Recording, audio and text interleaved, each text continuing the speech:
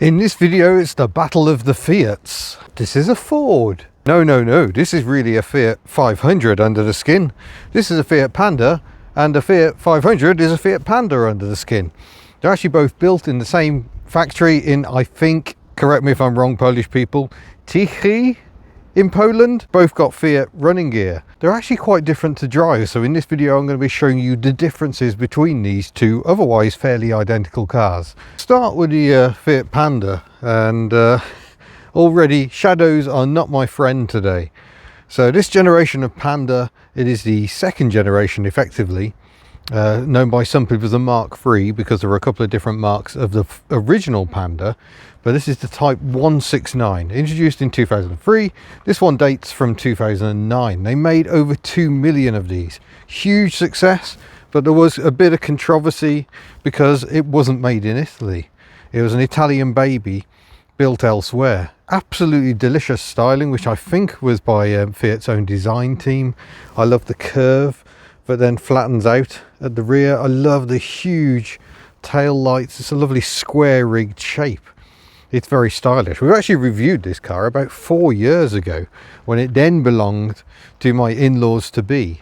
It's since passed to one of Miss Hubnut's siblings and has now found its way to us. It is little Miss Hubnut's car, although she hasn't taken it to university with her. But yeah, lovely styling. I think the headlamps are very pretty. Excuse the shadows. We're not used to having to deal with the sun. I quite like the grille as well. I just think it's a really stylish car. By comparison, I love how the Ford Ka or KA or Ka, however you want to pronounce it, it looks just like a Fiesta. You could easily be forgiven rather, for thinking it is on the Fiesta platform. It isn't. It's entirely unrelated to the Fiesta. Excuse the shadows again. All the styling is basically a reskinning of a Fiat 500. And I just think it's done really well. The rear styling especially, I think there's a strong nod to the original KA or Ka. The way the roof kicks up a bit, the bulbous rear. They've done very well to hide the Fiat 500 origins. Let's see how they compare under the bonnet to start with. Yeah, get the bonnets up and you can start seeing the similarities. Look at the air cleaner assembly. It is pretty much identical. And despite the fact this says Ford Duratec, Ford have had nothing to do with this. It's the same Fiat fire engine that was carried over from like the first generation Panda effectively, and also used in the Uno. We've got a slightly different setup here. We haven't got the variable valve timing, I don't think. This is 1108 cc and about 55 brake horsepower, I think, and flat as a pancake. And note also that Fiat didn't bother painting the engine bay on the Pandas, whereas Ford clearly insisted that everything had to be body colour. And this one's done over 100,000 miles, but it's still in very nice condition.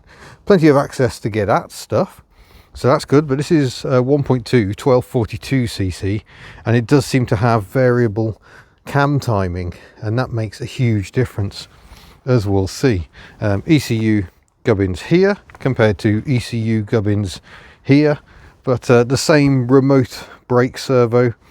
There must be a crossbar because you got the master cylinder on this side as well. Hydraulic clutch, exactly the same over here, only after 100,000 miles the clutch fluid looks much more manky, but there's the brake fluid reservoir.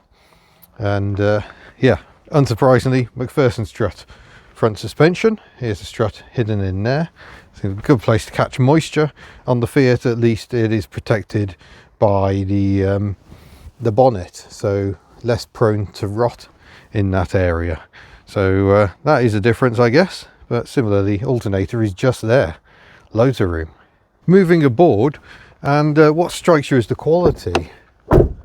That's a lovely noise, although it's a bit tinny. I don't think there's any insulation in the roof, so noise does tend to ring through a bit, as we'll see out on the road.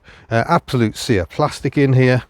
And if we jump in, nice clear controls. Oh, sunlight ahead of you, and wiper stalks that we'll see looking exactly the same in the Ford as well. The dash layout is broadly similar as well. Different controls, different head unit. This is actually an aftermarket replacement, but same gear lever sprouting out of the dashboard. I do prefer the gear knob on the Fiesta. On the Ford though, this one actually feels baggier somehow, and this car has done half the mileage. It's only done 46,000 miles. A couple of cup holders down here, glove box over here with a document pack, a slightly ill-fitting passenger airbag, some Labubu's because little Miss Hubner has already been decorating this car, even though she's not here. Impressive. And the driving position. The driving position is weird because in this car, it feels absolutely bob on. I can get the seat far enough away from the pedals for comfort, and the steering wheel is pretty much where I want it. Does it adjust telescopically? No, it's just a height angle change. But we'll just check the indicators. It almost sounds like an actual indicator relay. But yeah, it's quite a comfortable place to sit this. I like this quite a lot, but how does it compare with the car? And the answer is not well. With the seat far enough back for me, and it's still a little close to the pedals, the steering wheel is at a right stretch, so it's not very comfortable. I actually want the seat further back, but then I won't be able to reach the wheel at all. Now that's a more Italian style driving position, so why is it that the Italian car on the same platform doesn't seem to have that problem? I'm not so sure, but I'll just show you how it compares in here. Might be fun with the sun. Yeah, I've had to swing the car around, and now we've still got hard shadows. Can't win really, but yeah, exactly the same stalks and exactly the same controls. Steering wheel slightly different, 3-spoke design, quite sporty, and this gear lever just fits. It's a nice gear lever shape. It fits much more nicely in the hand, and like I said, the change feels quite good. I quite like that. It's all different buttons, but it's all the same controls in pretty much the same spaces. We've got stop start. I just don't use that.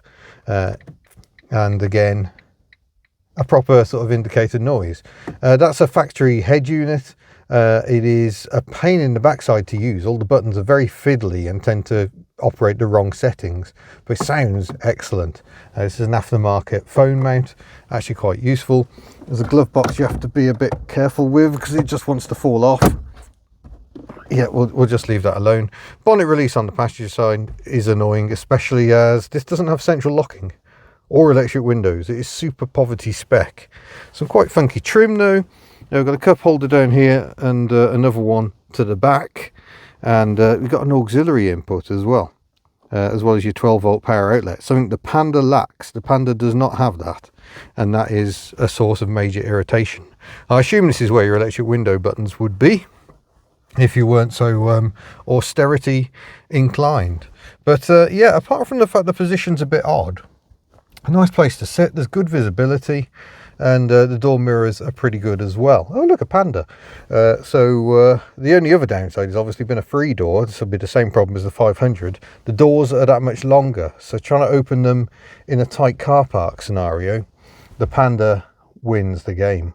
In terms of rear comfort, there just isn't any. My head is well into the roof. My knees are well into the front seat. It feels really upright, and the head restraint is almost on the rear window. Not quite as bad as a Fiat 500, but pretty close. But this is not a nice place to sit. And unfortunately, this seat doesn't tilt anymore, so it's broken. So I'm going to say best avoided sitting in the back. And I have sat in the back of a Fiat 500. That is also quite unpleasant. So would not recommend. So I think this pair we will describe as just good enough for two. That's two, that's one. Comparatively, the Fiat Panda obviously has rear doors, and it's still a bit tight with the seat set for me. I do much better when little Miss Hubner is driving herself. But I've got more headroom here, impressive amount of headroom. But no head restraints on this one at all. This is the Active Eco spec, and they really do seem to have pared it down to pretty much nothing. But nonetheless, I have actually sat in the back of this car and found it quite comfortable to do so. It's not unpleasant. In terms of boot space, they're both as annoying as each other. Neither has a remote release for the boot, and neither has a handle on the outside. So on both of them, you've got to get the key and go and open it with a blooming key, like some sort of old-fashioned person. And then we can open it up. And on the car, I think they've prioritised boot space over rear seat. I mean, to be fair, the rear seat couldn't come much further back, or it'd be through the rear window. But it's actually a nice deep space. It's good accommodation, but cheap fiberboard parcel shelf with brackets that break. But rear seat folds for a bit more extra space. Incidentally, they didn't make much effort with the key. It's blatantly just a Fiat key with a Ford logo upon it. As I can prove thusly. There we go, that's the Fiat key. Incidentally, mounting points for a roof rack fitted to all of the Fiat Pandas. So you can just remove these and screw the roof rack, which we now have, into the roof. But let's see how this rear space compares. And it's not too bad. It's actually more than I remember.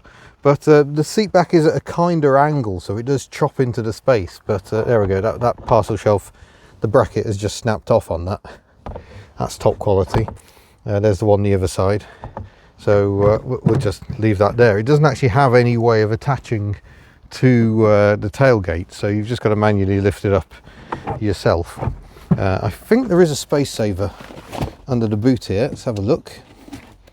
Yep, we've got a space saver tyre by the look of it. Oh, it could be the full size, to be fair. They're only 155s, they're quite tiddly little things. So we're going to sample the Panda first. So start the engine.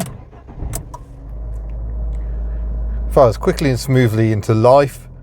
We've got a slight issue on this car. Sometimes the idle randomly goes a little bit too high, but only a little bit. But a car that gets the temperature really quickly. Wiper test, all important.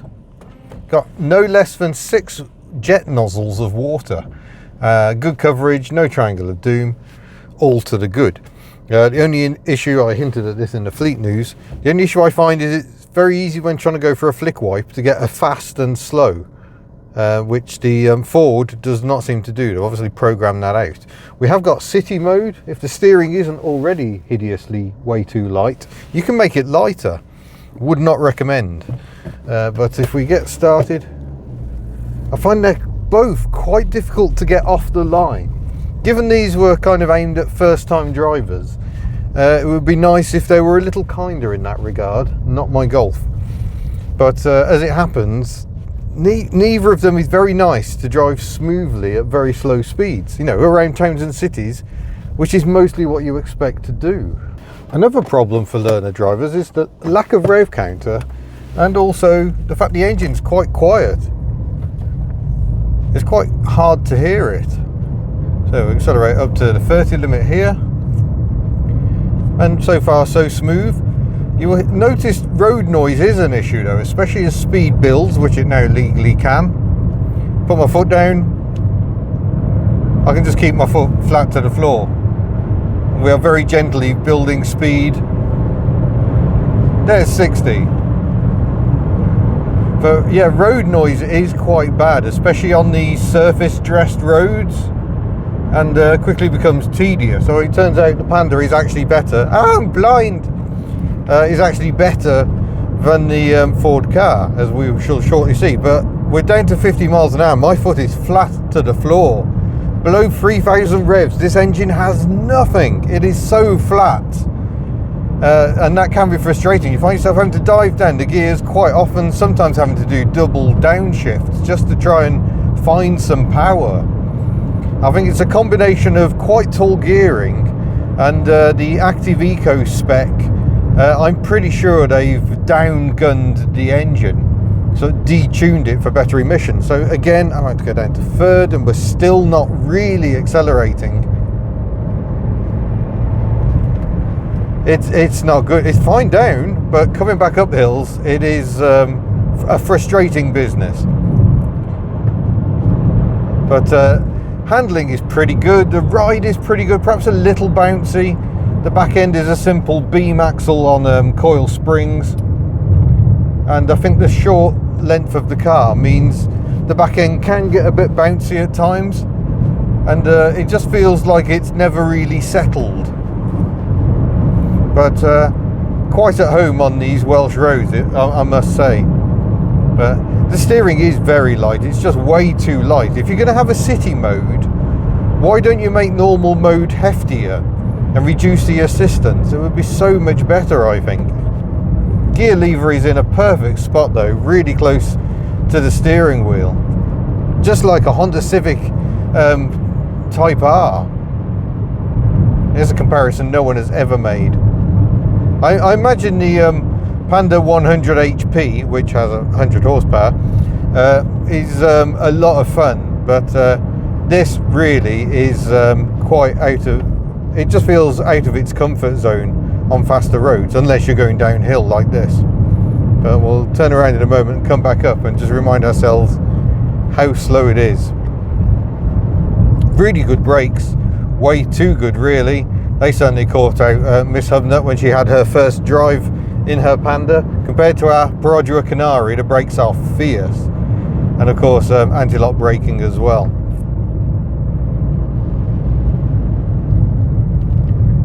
So we'll spin around here in Talgerrig.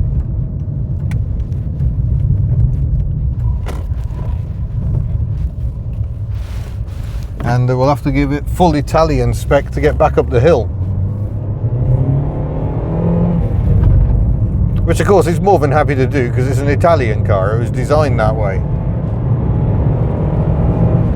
They've obviously very much prioritised top end power over any form of grunt down low. Almost forgot the important business of the rear wiper test.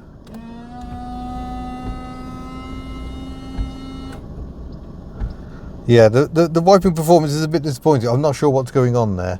I've fitted the new blade, but it's a cheapo blade. But it looks like there's not enough pressure, that's the dribble wipe, from the arm itself. So I think we can probably call that a bit disappointing. So it's not really wiping there, or up here at the top. It should be wiping where your high level brake light is. Fail. Okay, how does the fake Fiat work by comparison?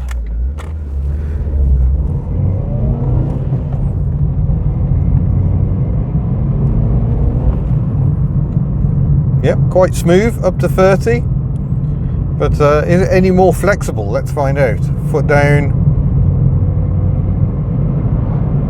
40, 50.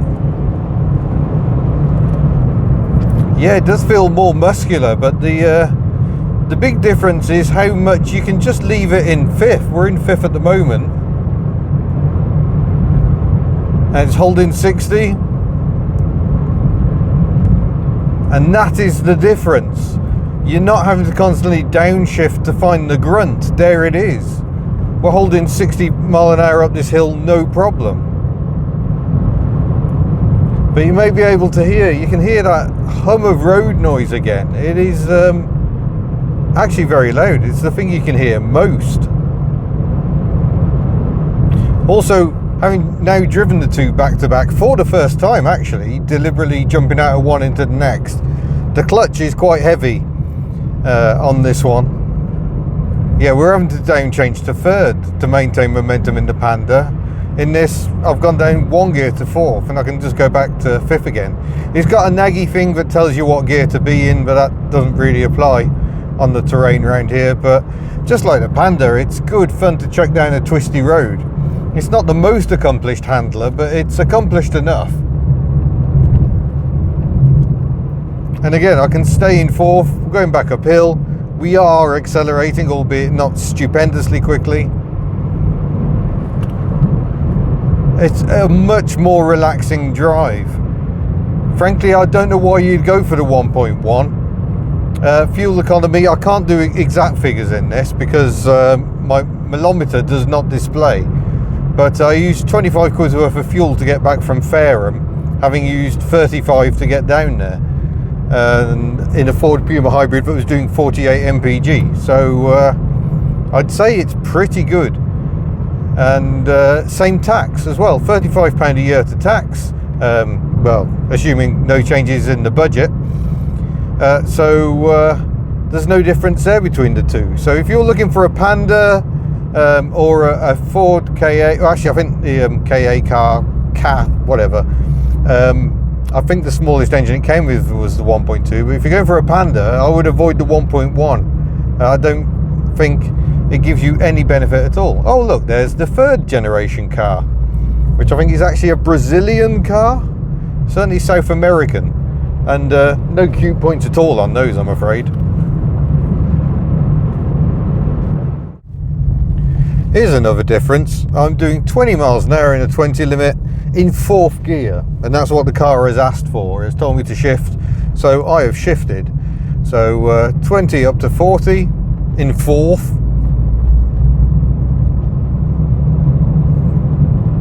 And there we are. That wasn't quite foot flat to the floor. I don't like to put my foot flat to the floor.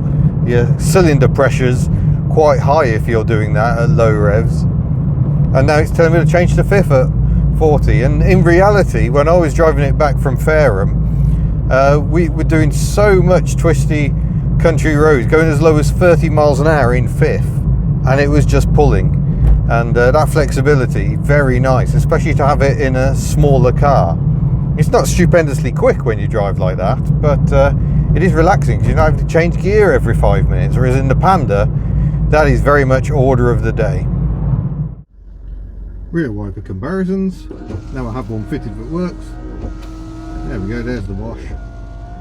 I do need a new rear wiper blade, but decent wiping performance, covers a lot of screen, and as before you get a dribble wipe, and this one at least seems to wipe the whole area of the blade. So pretty decent, I'm going to say. Well, there we go, folks, the battle of the Polish babies, and neither of them being Polish brands, but both very jolly to drive. But yeah, it's difficult, isn't it? Because I think what I really want is that engine in that car. Be much more practical. I forgot that another problem with the two massive doors is you have to have a real reach to get your hands on the seatbelt. But yeah, I think a 1.2 Panda would be much more my cup of tea. But an interesting comparison. There's some surprising similarities and some surprising differences given they're built in the same factory. The factory also built the Lancia Ypsilon, which was sold here in the UK as a Chrysler, because Lancia left our market in 1993, probably in anger because we don't pronounce it correctly. Lancia. But anyway, getting away from the point, I hope you've enjoyed that little comparison. I will see you in a future video. Farewell. It's a long way over here. Fiat-ish.